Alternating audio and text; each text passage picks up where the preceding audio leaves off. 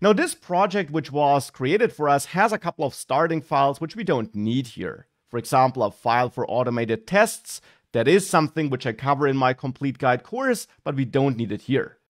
So I'll get rid of that file and also of the logo SVG, report web vitals, setup tests, and app CSS. If you got more files, you can get rid of those as well. You should be left with an index.js, a app.js, and an index CSS file thereafter.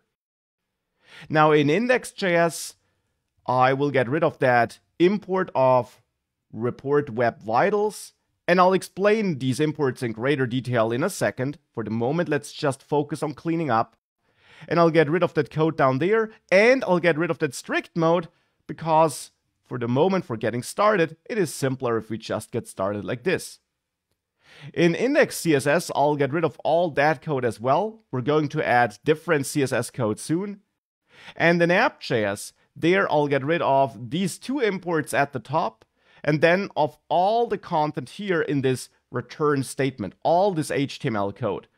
For the moment, we can just add a simple div here where we say hello. Now we can save that, and that's now the starting setup with which I want to get started. You also find this starting project snapshot attached to this video so that you can also download it from there and get started with that. If you do download my attached snapshot though, there's one important step you must not miss and you have to go through. You have to install third-party dependencies of that project. Because since it is a bit of a more complex project setup, working with third-party packages like the React project works a little bit differently here. We got this package.json file which lists all the dependencies of this project. And there we, for example, see the React library and another package which is part of the React library, which are listed as dependencies. Now, these dependencies are managed and installed automatically for us, and a big code bundle with our code and that third-party library code will be generated automatically behind the scenes by those build steps which exist in this project as well. Those are brought in by that React scripts package. Now, I am aware that this sounds fairly overwhelming and complex right now, especially if you never worked with anything like React before, and you're used to standard setups where you have a HTML file and a bunch of JavaScript imports, but we can ignore all of that for the moment. We just add dependencies here, and we can then import them into our JavaScript files. That's what you see here with those strange import statements. And then this build step, which is part of this project setup, which is started when we run one of these scripts like npm start, which we did before.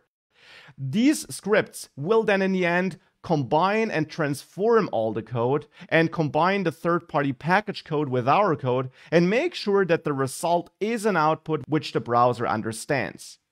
Now, because we have that setup, if you download my attachment, you need to run one extra command before everything here will work for you. And for this, it's best if you open the terminal or command prompt, which is integrated into Visual Studio Code, with terminal, new terminal, which is your standard operating system terminal or command prompt, just already integrated into this IDE. And any commands we run here are then automatically executed in this project folder. And here you need to run the npm install command, which will simply download all those dependencies this project has and store them in this node modules folder, which we have here.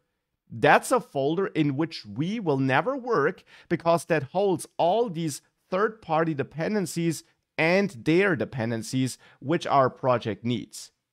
So that's a folder which is here, but which was not part of the attached code because it's a fairly large folder and hence the attachment would be unnecessarily big, and you can simply recreate it by running npm install in that folder that has this package.json file. So that's why we need to do that then. And thereafter, you can run npm start again to bring up that development server. And I will do that here again.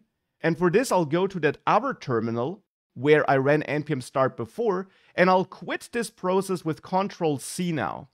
Now, as long as you don't quit that process, the development server is up and running and listening to code changes to then display them in the browser. You can quit this server whenever you're done with development for the day, and then you simply restart it with npm start again if you want to pick up development again. But now I'm not restarting it in this standalone terminal, but instead in this integrated terminal, which is already navigated into my project folder. And the advantage of starting it here is that I will always immediately see any errors that might occur if I have an error in my code, for example. And that's why I'll start it here, zoom out a bit, make this a bit smaller, and keep that up and running as long as I'm developing. So don't close the terminal, don't run Ctrl+C here, keep it up and running. And if you do that, and you go back to localhost 3000 and reload, you should just see hello there because of our cleanup process. Now that was a lot of work just to get started, but I am a big fan of having a clean start and explaining what's going on here instead of just throwing code at you and leaving it up to you to figure out what's happening. That's the project setup we're dealing with, that's my IDE, and that's the cleaned up project, which you'll also find attached. And therefore now, let's start writing our own code and let's understand these different React features and this strange syntax here step by step.